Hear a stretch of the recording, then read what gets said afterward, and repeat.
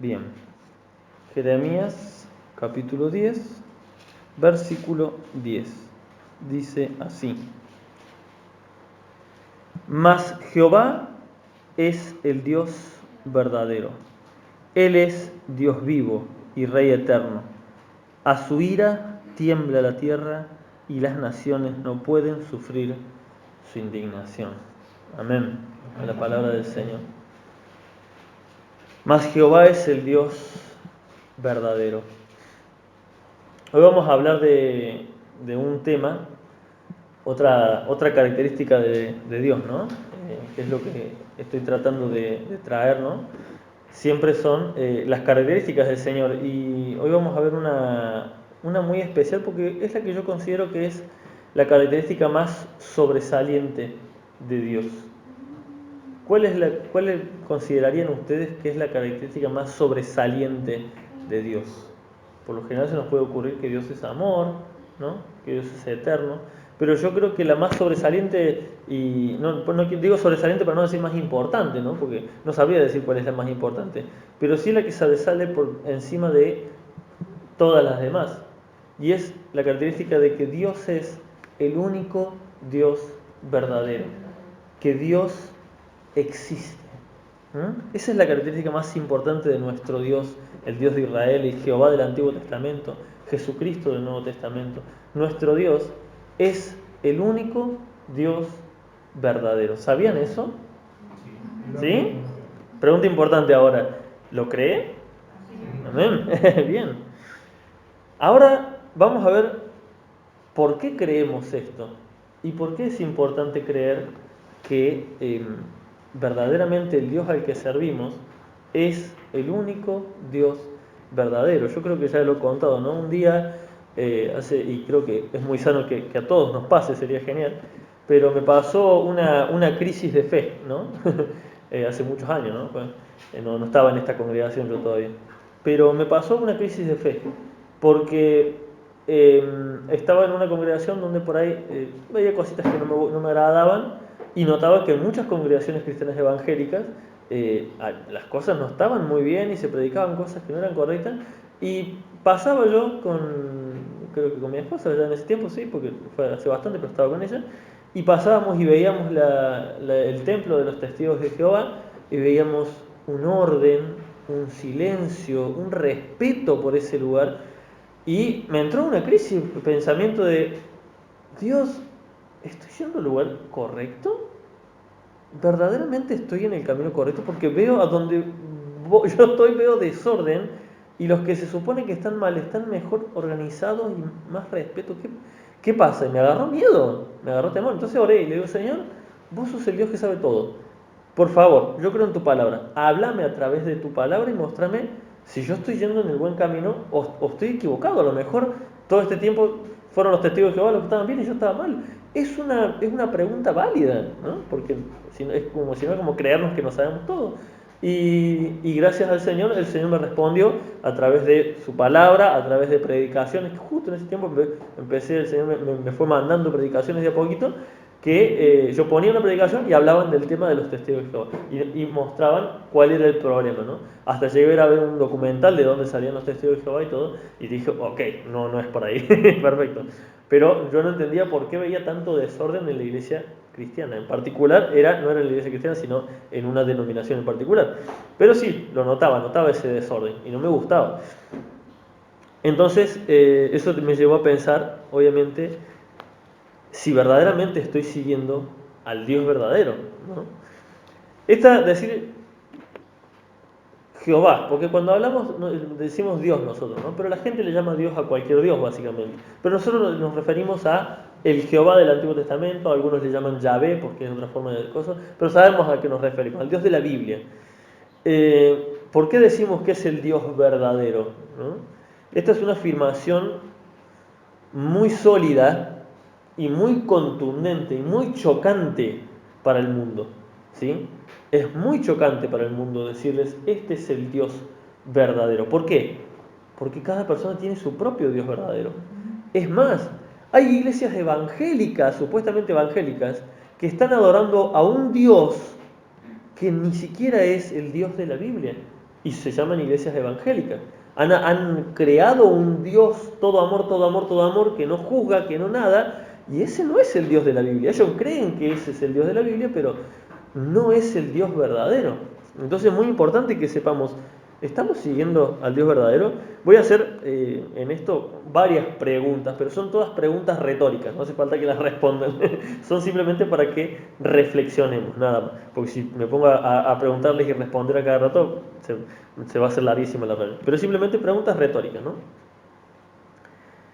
Entonces, como les dije, esta es una afirmación muy sólida y muy contundente para hacer, sobre todo, frente a no creyentes. Por eso es importante conocer la palabra de Dios, pero también es importante conocer la información secular. Por eso es importante que el cristiano sea una persona instruida, que sea una persona apta para aprender cosas nuevas. ¿Por qué? Porque si no nos quedamos en la ignorancia. Eso, la época de mayor oscurantismo de la historia de la humanidad fue cuando se cerraron los libros a la gente y solamente unos pocos podían leer. Hoy en día todos podemos leer. Podemos acceder a la información y aparte ni siquiera hace falta que leamos, podemos buscar documentales, tenemos la información como nunca antes en la historia de la humanidad se tuvo. Entonces es importante que los hijos de Dios, no el pastor, no el que predica, los hijos de Dios seamos personas instruidas, seamos personas aptas para aprender, para conocer. Bien, los cristianos creemos que solo existe un Dios y que fuera de Él no hay más. ¿Es así o no es así? ¿Sí? Amén. Los cristianos creemos en esto. Pero bueno, ¿saben una cosa? No somos solos, no estamos solos en esto. No somos solos nosotros los que creemos en esto. Las tres religiones más grandes del mundo son religiones monoteístas, o sea que creen en un solo Dios y nada más. ¿Saben quiénes son? Los cristianos evangélicos, nosotros. Los judíos creen en el mismo Dios que nosotros, solo que no aceptan a Jesucristo, pero creen en el Dios del Antiguo Testamento, a su manera, medio raro, pero creen en Jehová o Yahvé, como le llaman eso. Y aparte están ¿quiénes?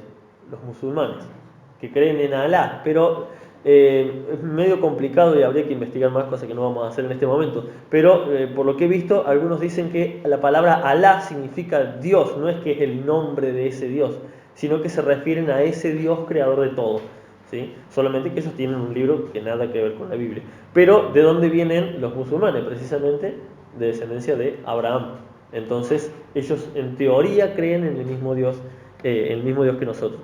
Hay que ver, y eso es lo que tenemos que analizar, cuál es el Dios verdadero, por qué es el Dios verdadero en el que nosotros creemos, ¿no? ¿De dónde sale nuestra creencia en Dios? ¿Saben ustedes de dónde? Si yo les digo, ¿por qué crees en Dios? Seguramente van a decir, y bueno, porque Dios cambió mi vida, porque Dios me ama. Sí, pero ¿por qué? ¿De dónde salió la creencia en Dios? Salió de ese libro que ustedes tienen en sus manos, que se llama la Biblia. Si no existiera la Biblia, ¿conoceríamos a Dios? Lo más probable es que no. ¿Cómo llegamos a conocer a Dios? Porque alguien nos habló, alguien nos abrió la Biblia y nos dijo, mirá, acá dice que... ¿Sí? ¿Es así o no es así? ¿De dónde sale nuestra creencia en Dios? Y lo que yo les estoy dando en este momento son como un grupo de herramientas para que ustedes entiendan y sepan exponerse cuando una persona les pregunta, ¿de dónde sale tu creencia en Dios? ¿Por qué crees en Dios?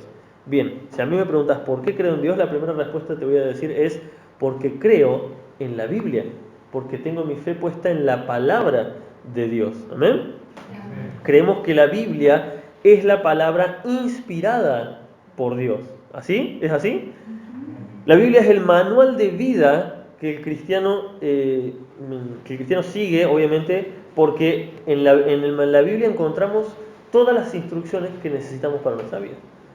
Cuando uno es un hijo de Dios, cuando uno ha nacido de nuevo, el único lugar en el que encontramos solución para todo es en la palabra de Dios.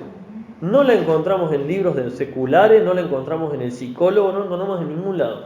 El único lugar en el que encontramos la salida a nuestros problemas es la Biblia. ¿Es así o no es así? Por eso nosotros decimos, ¿por qué creemos en Dios? Porque creemos en su palabra. Pero la pregunta que nos haría seguramente alguien fuera del camino de Dios, ¿no? ¿por qué crees que este libro es la palabra inspirada por Dios? ¿Sí? ¿Por qué creemos que ese libro que tenemos ahí, que leemos con tanto afán y que nos llena el corazón, ¿por qué crees? ¿De dónde sacas que esa es la palabra de Dios? ¿Por qué lo creemos? Bien, lo creemos por varias razones. En primer lugar, ¿saben por qué lo creemos? Por fe. Eso es nuestra primera respuesta. Tenemos varias respuestas de por qué creemos en el único Dios verdadero a través de la Biblia. La primera es, y la más importante, por fe. ¿Qué es la fe?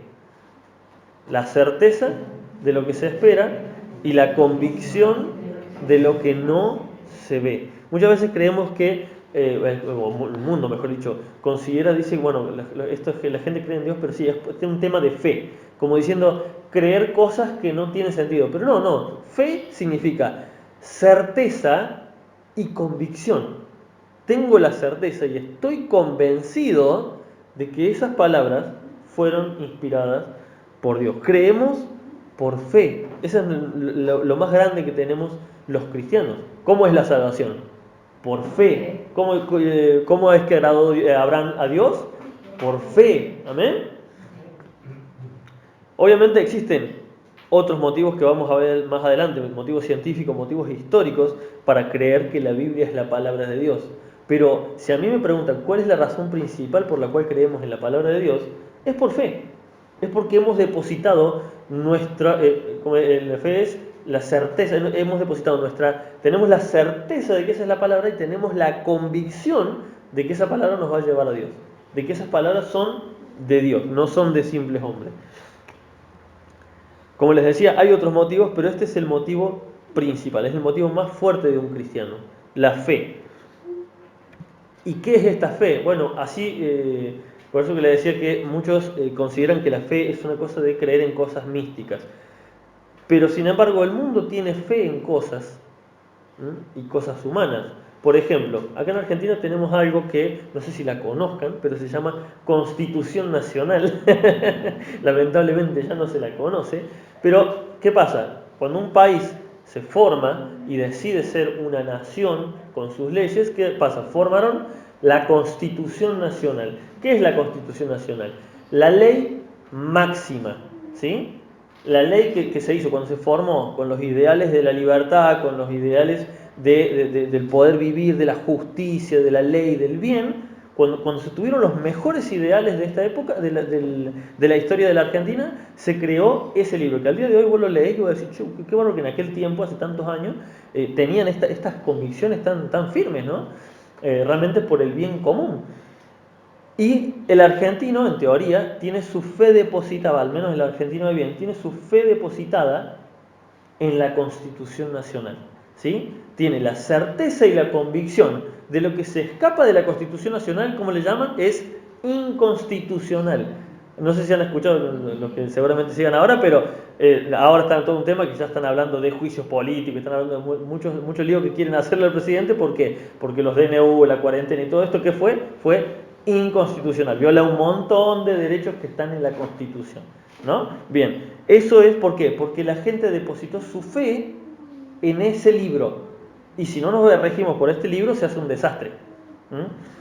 Asimismo, nosotros los cristianos, los hijos de Dios, tenemos la Biblia como nuestra ley máxima, y todo lo que se escapa de la Biblia es, así como dicen inconstitucional, es antibíblico, ¿no? No les haga, es una palabra que tristemente está muy de moda, porque no dejamos de escuchar canciones y vos escuchas la canción y decís, sí, esa canción es antibíblica. Y dicen por ahí cada burrada en algunas canciones y en algunas predicaciones. Pero bueno, ¿por qué? Porque tenemos la fe y la convicción en este libro de que es la palabra de Dios, de que es la ley máxima, que es la autoridad máxima. Y si no nos aferramos a esta ley máxima, ¿qué pasa? Nos descarriamos.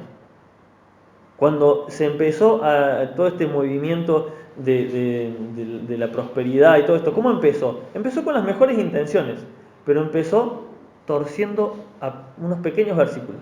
No, una pequeña cosita. No, esto por acá no es tan así, es más liviano, es más por acá. ¿Y qué pasó? Se terminó sacando alguna enseñanza antibíblica, ¿sí? Se salió de lo que era lo tajante.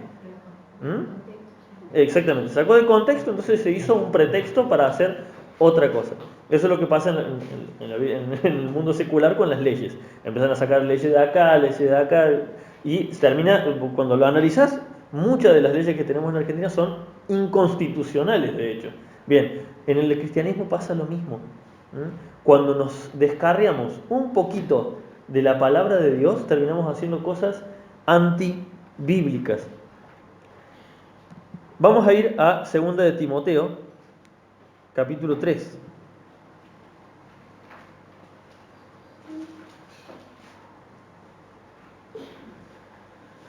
Versículo 16.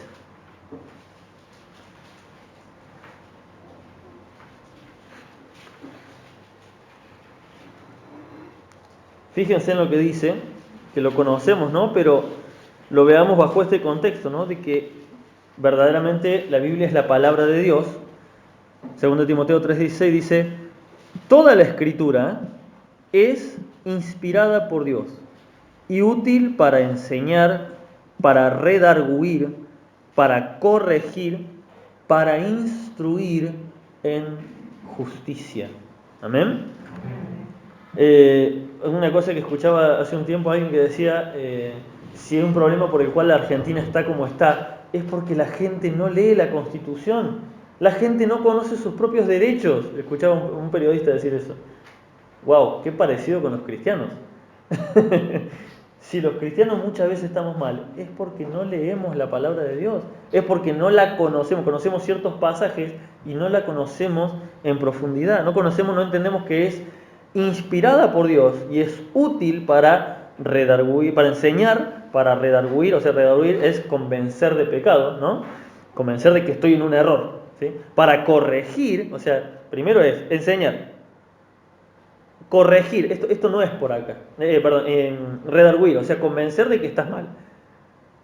Corregir, no es por ahí, es por acá. Y a partir de acá caminas bien, derecho. Instruir en justicia. Eso es lo que exactamente los cristianos creemos de la Biblia. ¿Cómo lo creemos? Por fe, ¿sí? Porque tenemos nuestra convicción en la palabra de Dios. Ahora la pregunta importante para nosotros es, y obviamente cualquier no creyente nos podría hacer esta pregunta: esta fe que tenemos en Dios, porque todos sabemos que creemos en Dios por fe, pero muchas veces nos preguntan, ¿pero por qué crees en Dios? Levante la mano, ¿quién sabe responder bien por qué cree en Dios? No, a veces es complicado cuando se te para o por ahí uno que sabe bastante, pero ¿por qué crees en Dios? Uno que indaga. A mí me ha pasado gente que ¿pero por qué? ¿Y qué es lo que es esto? Y cuando empiezan a preguntar, por ahí te dejan sin argumentos. ¿Por qué? Porque creemos en Dios, pero ni siquiera sabemos por qué creemos en Dios. ¿Sí? Y es importante que como hijo de Dios sepamos de dónde viene nuestra fe en el único Dios verdadero. Alguien del mundo nos podría preguntar, y tengan por seguro que ahora que van a saber esto, se los van a preguntar. Y esa fe que tenés en la Biblia, esa fe que crees tanto en la Biblia, que es la palabra de Dios, ¿de dónde viene? ¿De dónde nace esa fe? ¿Por qué crees que la Biblia es la palabra de Dios? Esa fe está, porque sí, o sea, como diciendo, lo creo porque lo creo. De la misma manera alguien podría decir, no, yo creo que el Martín Fierro es el libro máximo. ¿Por qué? No sé, porque lo creo. ¿Así creemos en la palabra de Dios?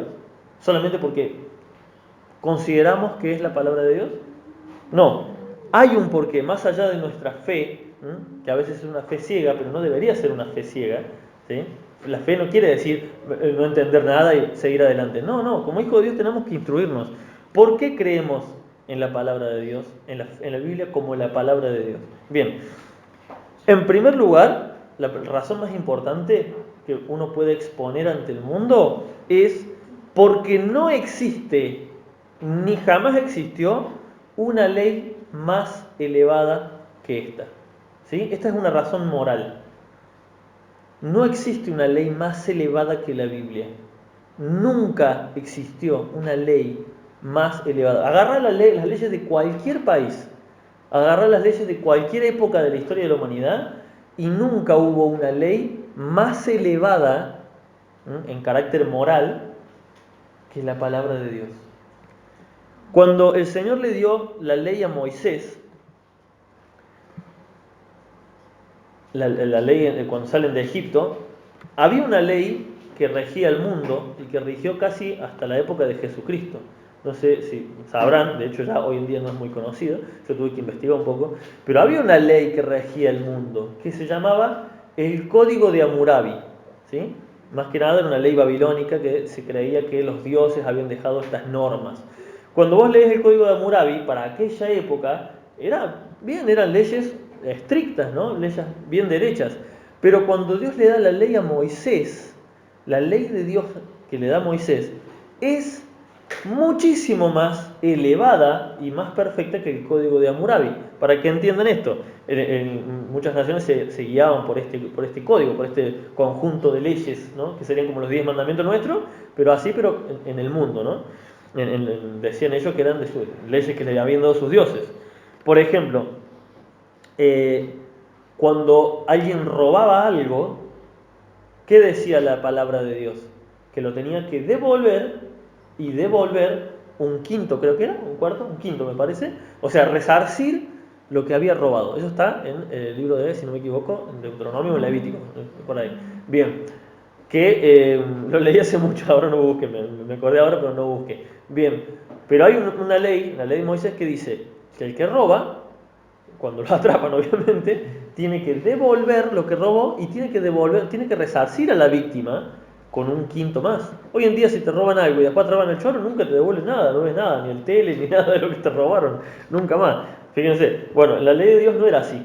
Te tenían que devolver eso y esa persona tenía que pagar para devolverte más de lo que te robó. No mucho, pero por un quinto o un cuarto más te tenía que devolver. ¿Saben qué decía el Código de Hammurabi de los choros? Pena de muerte. ¿Les parece justo? ¿Es equitativo robar a algo a matar a esa persona? ¿Es equitativo? No. La ley de Dios era y es mucho más elevada que el Código de Hammurabi. El Código de Hammurabi era cruel y era la ley normal de ese tiempo. Y yo he leído gente comparando, diciendo, no, que Moisés se copió del Código de Hammurabi. ¿Qué se copió? ¿Están re loco? No hay forma. No hay forma. Bien, esa era una de las leyes del Código de Hammurabi que uno piensa, ¿no? ¿Qué leyes regían en aquel tiempo cuando no estaba la ley de Moisés? Esas leyes eran. El ladrón, muerte. Los esclavos eran nada, o sea, vos lo podías agarrar, torturar, hacer lo que se te ocurra, nadie se podía meter porque es tu propiedad. En la ley de Dios vemos que Dios le da un trato un poquito más digno al esclavo. Dios no prohibió la esclavitud porque en ese tiempo era lo más normal del mundo. De hecho lo fueron hasta hace unos 400 años, era lo más normal del mundo. Pero la ley de Dios ya ponía un orden que las leyes del mundo no tenían. Entonces, ¿por qué creemos que la Biblia es la palabra de Dios? En primer lugar, desde la antigüedad hasta el día de hoy, nunca hubo una ley más elevada que la palabra de Dios. ¿Saben cuál fue la ley que rompió con el Código de Hammurabi para el mundo? Fue la ley romana, en la época de Jesucristo. Cuando llega la ley romana, para que sepan, es la que tenemos hoy en día. Todas las leyes que tenemos hoy en día se basan en el derecho romano. Cuando llegan los romanos y traen una forma de ley mucho mejor y más elevada que el Código de Hammurabi. ¿Y qué pasa? Justo en la época de los romanos llega el Señor Jesucristo y trae una ley más elevada que la ley romana. ¿Cuál es? La ley del amor. ¿Amén? La ley del amor. La ley del amor de Dios sobrepasa, pero incontablemente, al derecho romano. ¿Sí? Porque ya en el derecho romano te decían, vos ahora tenés derecho a que si te roban, podés hacerle un juicio. Pero viene el Señor y dice, al que te quite, el que viene y te quita algo, déjaselo. Si te roban el sombrero, bueno, hoy en día lo vamos a poner con cosas nuevas. Si te quieren robar la billetera, déjale también el celular. Eso es lo que decía el Señor, en palabras de hoy en día. Y la ley del amor era y es 1000 veces más elevada. El Señor decía, oísteis que fue dicho ojo por ojo, ¿no? Esa era la ley normal. Sí, ojo por ojo. Pero yo te digo, no te vengues. no te vengues, déjale la justicia al Señor. Oíste que fue dicho, no matarás, pero yo te digo que si tenés odio en el corazón, ya sos un asesino delante de Dios. ¿Ven que la ley de Dios es muchísimo más elevada? ¿Recuerdan cuando yo les decía hace un tiempo de que el Señor, así como a nosotros, a nadie le gusta tener hijos mediocres? ¿Ustedes creen que Dios quiere tener hijos mediocres? No, Dios quiere tener hijos elevados, que sus pensamientos, que su espíritu esté más allá de los pensamientos de las personas normales. Entonces, el otro también es, no adulterarás, y el Señor le dice, no, pará, cuando estás mirando y codiciando la mujer de tu prójimo, estás adulterando en tu corazón. ¿Por qué lo decía el Señor? ¿Porque era un odioso que no quería que ni siquiera veamos la creación de Dios? No, porque Él quería cuidar nuestro corazón, cosa que las leyes del hombre no quieren, no les interesa. Pero la ley de Dios lo que busca es nuestro beneficio. Entonces, ¿por qué creemos que la ley, que la Biblia es la palabra de Dios? Porque moralmente es superior a cualquier cosa que te pueda ofrecer el mundo. Vamos a ir a Salmos. Fíjense lo que dice David en el Salmo 19. Este salmo a mí me encanta.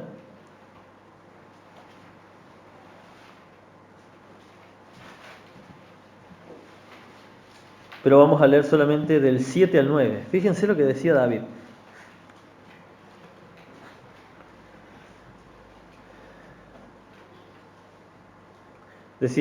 Dice Salmo 19, capítulo 7. La ley de Jehová es perfecta, que convierte el alma. Yo les pregunto, ¿cuántas personas se han sentido, cuántos de los que estamos acá nos hemos sentido convertidos por la palabra de Dios? Nos ha cambiado la vida. ¿Sí? Bueno, ¿a cuántas personas les cambió la vida, no sé, el Código Penal, la ley romana? ¿A cuántas personas les cambió el interior, el alma? A nadie. La ley de los hombres puede poner limitantes a hacer cosas malas, pero no transforma el alma como lo hace la palabra de Dios. El testimonio de Jehová es fiel, que hace sabio al sencillo. Muchas veces hemos actuado con brutalidad y después cuando leemos la palabra de Dios, eso nos hace sabio. Decimos, wow, qué bruto que era, ¿cómo voy a decir esto? ¿Cómo voy a hacer esto? Cuando uno lee, se da cuenta de que cometió un delito, dice, qué mocazo, bueno, espero que nadie me haya visto, y listo. Pero la palabra de Dios te hace sabio y te hace prudente. No, a partir de ahora voy a buscar pensar y actuar de esta manera. Versículo 8, los mandamientos de Jehová son rectos, fíjense esta palabra, que alegran el corazón. ¿A quién le alegra leer la Constitución Nacional? A nadie. Es una linda ley, pero a nadie le puede alegrar el corazón. Pero cuando yo leo en la palabra de Dios, cuando leemos lo que estudiamos completo, ya que estudiamos el Sermón del Monte, y vemos esas palabras del Señor que son leyes para nuestras vidas. Cuando dice, no te vengues, dejale la justicia al Señor. No, si tomaron de vos prestado, dejáselo, dejale la justicia a Dios. Esas cosas te llenan el corazón, porque sabes que hay un Dios que te está defendiendo. Las leyes normales no tienen ese poder. El precepto de Jehová es puro, que alumbra los ojos, o sea, nos hace ver, nos hace entender las cosas. El temor de Jehová es limpio, que permanece para siempre. Los juicios de Jehová son verdad, todos justos. Amén. Cuando realmente entendemos la palabra de Dios, cuando leemos la palabra de Dios y la entendemos, nos damos cuenta de que los injustos somos nosotros. Amén. Esta ley, no existe forma, cuando alguien dice, bueno, pero la Biblia la escribieron hombres. No existe forma de que simples seres humanos pudieran escribir una ley tan perfecta. No hay forma de que humanos se hubiesen puesto de acuerdo para hacer esta Biblia, como muchos dicen, la escribieron un par de locos. No hay forma de que un conjunto de leyes, como lo es la Biblia, sea tan perfecta para transformar la vida de tanta gente, en tantas personas en todo el mundo. ¿Amén? Ahí vemos una pequeña evidencia de que la Biblia no es un libro común, de que nos está hablando de un Dios verdadero, de que está inspirada por un Dios verdadero. ¿Amén? Bien, entonces, creemos que Dios es el único Dios verdadero, primeramente por fe, ¿sí? ¿Por qué? Porque creemos que Dios inspiró la Biblia.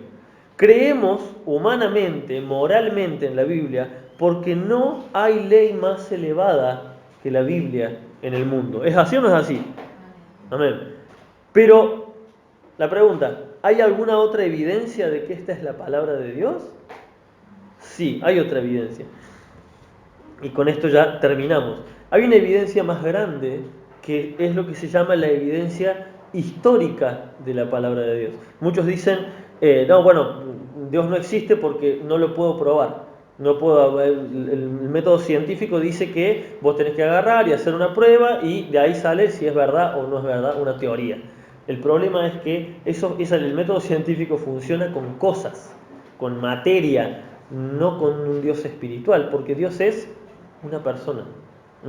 Dios es un ser existente. Cuando los científicos dicen, no, Dios no existe porque no se puede probar en un tubo de ensayo, no se puede probar la existencia de Dios. Obvio, no se puede probar como una cosa alguien que es una persona existente, espiritual. Entonces, ¿cuál es la otra forma que tenemos los cristianos para saber que la Biblia es la palabra del único Dios verdadero? Es el método histórico, se llama. ¿Qué es el método histórico? Bueno, es analizar la historia de la humanidad, la historia de algo que se está hablando, cuando no se sabe sobre un caso, no se sabe si no se puede llegar a una conclusión porque nadie estuvo ahí para decir sí, este mató a tal, se empiezan a analizar los hechos históricos que pasaron alrededor, los testimonios de uno, los testimonios de otro, y se llega a la conclusión de que sí, verdaderamente fulano de tal mató a tal persona. ¿Es así? Bien, este es el método que se usa, por el cual se sabe que la Biblia es la palabra de Dios. Esto es un poco más técnico, ¿no? Un poco más de estudio bíblico, pero es bueno que lo sepamos. Hay muchísimas evidencias de que la Biblia no es un simple libro escrito por un par de locos. ¿Por qué? Porque la Biblia, no sé si ustedes lo sabían, pero es un compendio de 66 libros escritos por 22 autores distintos. ¿Cuántos? ¿Todos juntos en una sala? No, durante 1500 años aproximadamente se escribió. No hay forma, hay libros actuales que han sido escritos un poco por uno y un poco por otro, y son un desastre, y son personas contemporáneas. Sin embargo, este libro es un compendio en realidad de 66 libros, fue escrito por 22 personas distintas, aproximadamente 22 personas, en un periodo de 1500 años. Uno escribió una cosa acá, otro escribió otra cosa acá, otro escribió otra. Cuando vos juntás todo, te das cuenta que el autor es uno solo. Desde Génesis hasta el Apocalipsis, vos lo lees y decís, esto es el mismo autor. No hay forma de que esto se le haya ocurrido a una persona hace 1500 años, 1500 años para la época de Jesús, pero, 1500 años antes de Jesús aproximadamente, hasta el año 70 más o menos, que fue cuando escribe Juan el Apocalipsis. En ese lapso pasaron más o menos 1500 años. No hay forma de que durante 1500 años 22 personas que no se conocieron se pusieran tan de acuerdo para escribir algo. Cuando vos lees, ves el sello del escritor, ves el sello de la autoría de quien hizo la obra, ¿no? Vos te das cuenta de que esto es algo mucho más allá de lo que podrían escribir los hombres. Nunca se contradice. La Biblia no tiene huecos argumentales como muchas películas y novelas actuales, y se nota que toda fue escrita por el mismo autor. Eso se llama evidencia histórica. No sé si ustedes lo sabían, pero, y esto también, como les decía, es una herramienta para que uno sepa defenderse ante el mundo. Ahora están tratando de poner en duda si Jesús existió o no existió. Eso es de lo más ridículo, porque hay tanta evidencia histórica de que existió Jesús, de que no pueden refutarlo. ¿Qué pasó cuando Jesús era chiquito? ¿Qué hizo? ¿Qué tuvo que hacer Pedro, José y María? Tuvieron que llevarlo al censo. Así que está sentado en los libros romanos de que había un José, una María y un Jesús en esa misma época. Eso está sentado. Tenés los testimonios de toda la gente, todos los libros. Nosotros conocemos la Biblia nomás, pero hay cientos, y por no decir miles de libros de gente contemporánea de la época de Jesús que cuenta haber conocido a este hombre que hacía milagros. Dice, si vos juntás todos los libros, hace 1 kilómetro de alto, de todos los libros y todos los papiros y las cosas que hay que demuestran la existencia de ese Cristo, de que hizo esos milagros. Eso se llama evidencia histórica. Pero, para terminar, hay una evidencia mucho más grande, y está mucho más al alcance de nuestra mano, de que seguimos al Dios verdadero. Vamos a ir a Romanos capítulo 12, versículo 1, y ya con esto terminamos.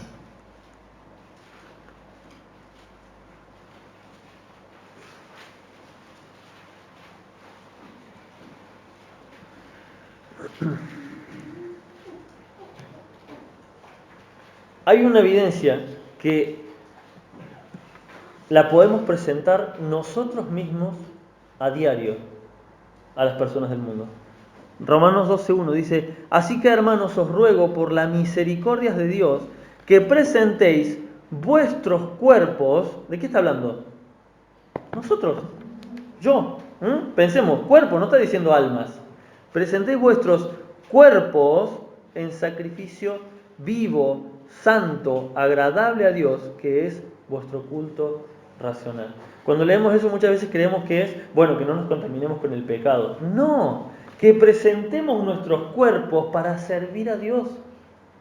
Que usemos nuestro cuerpo para servir en la iglesia, para servir fuera de la iglesia, para ser de testimonios. Miren, uno puede presentarle, esto que yo les dije es un resumen un poco, ¿no? Pero hay muchísimas más evidencias históricas y científicas de la existencia de Dios. Ahora, vos le presentás todo eso a un incrédulo y no le importa. Lo he visto, no le importa. La evidencia más grande que como hijos de Dios podemos presentar es nuestro testimonio, nuestra vida de santidad, nuestra vida de familia, nuestra vida de matrimonio, nuestro ejemplo asistiendo a la reunión, nuestro ejemplo asistiendo a las distintas reuniones, como decía el pastor. Ese ejemplo, en la reunión de varones el otro día pasó algo muy, muy maravilloso realmente, que Daniel invitó a un vecino, ¿no? Y el chico, bueno, conoce la palabra de Dios, se ve que conoce bastante, y bueno, tuvimos un momento realmente hermoso con él, ¿no? Fue muy lindo realmente conocerlo al chico Gabriel, si no me equivoco el nombre. Y en un momento él dice, yo la verdad que hice, porque él es cristiano, bueno, está yendo a una iglesia, pero bueno, está viendo sus problemitas en esa congregación, y él dice, yo a veces me quiero sentar a leer la Biblia y siempre pasa algo y siempre me interrumpen los chicos o me viene mi mujer a hablar justo cuando yo me siento a leer la Biblia. Dice, y le dice a Daniel, y yo sé que vos, Daniel, no lo sabés, dice, pero yo saqué un ejemplo de vos, porque yo te escuché, para cómo hay en el terreno de Daniel, es un terreno que vos decís hola y lo escucharon todos los vecinos. Dice, yo te escuché que vos le decías a tu mujer, decía, cuando yo me siente a leer la Biblia no quiero que nadie me venga a molestar. Fíjense, ¿no? Y este chico escuchó este testimonio y dice, yo lo empecé a poner en práctica en mi casa. Cuando yo me siento a leer, no quiero que nadie me venga a molestar. Realmente uno no tiene idea el poder que tiene el testimonio. Realmente uno no tiene idea, como les contaba también el otro día de este hombre que me dijo que él escucha la predicación por Facebook. Y a mí me dejó impactado, como, wow, o sea, yo lo comparto, bueno, por ahí los hermanos lo quieren escuchar, pero uno nunca sabe a quién llega. No hay evidencia del Dios vivo y verdadero más grande que nuestro testimonio. Todo esto que yo les conté son cosas que un cristiano tiene que saber, pero ¿saben qué? No tienen ningún poder para transformar la vida de la gente si no hay un testimonio en nosotros. Si hay un testimonio en nosotros y la persona, y encima le llevas todos estos argumentos, simplemente sirven como refuerzo de estos argumentos. Pero cuando vos le podés mostrar todo y las personas ven que nuestro testimonio no es el correcto, y perdimos. Y peor, perdió él. Perdió el conocer a Dios por culpa nuestra, por nuestro testimonio. ¿Y saben qué? Vamos a dar cuenta de eso, hermano. Vamos a dar cuenta delante del Padre por nuestro testimonio. Por cada vez que nuestro mal ejemplo, nuestro mal carácter, nuestra mala forma terminaron afectando a un hermano en Cristo o a un inconverso. ¿Amén? Amén. Había un pequeño, me acuerdo ahora, disculpen que lo alargue un poquito más, pero un pequeño testimonio que escuché una vez y me quedó mucho, ¿no?, en la cabeza. Dice que seguramente habrán escuchado de este hombre, Mahatma Gandhi, ¿no?, que fue un hombre, bueno, un pacifista y todo eso, ¿no?, y es muy venerado. ¿Por qué? Porque más que nada venerado porque logró vencer no me acuerdo qué imperio era, pero sin guerra, solamente con la paz, ¿no? Simplemente con la no violencia, ¿no? Y obviamente un hombre tan pacífico, que busca tanto la paz, el amor, se tiene que ver impactado por la vida de Cristo. ¿Cómo que no? Digo, este hombre, ¿cómo es que no llegó a Cristo si era tan bueno?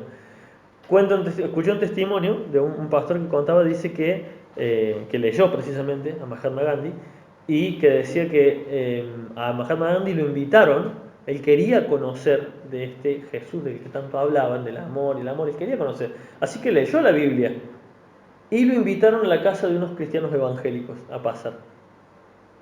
Nuestros queridos hermanitos evangélicos que lo recibieron en la casa no fueron de buen ejemplo para él. Cuando un día le preguntaron qué pensaba del Jesús de la Biblia, ¿saben qué dijo Gandhi? Dijo: los cristianos tienen un Jesucristo muy grande, pero Jesucristo tiene unos cristianos muy pequeños. ¡Wow! ¡Qué dolor me dio cuando yo escuché eso! Los cristianos tienen un Cristo inmenso, pero Cristo tiene unos cristianos de morondanga. Palabras de una persona que le interesó saber algo de Jesús. ¿Será importante nuestro testimonio? ¿Será evidencia de que seguimos al Dios verdadero? ¿Amén? Amén. Que verdaderamente seamos de ejemplo, hermano. Que Dios les bendiga y espero que haya sido de bendición para ustedes, porque para mí sin duda esta palabra lo fue.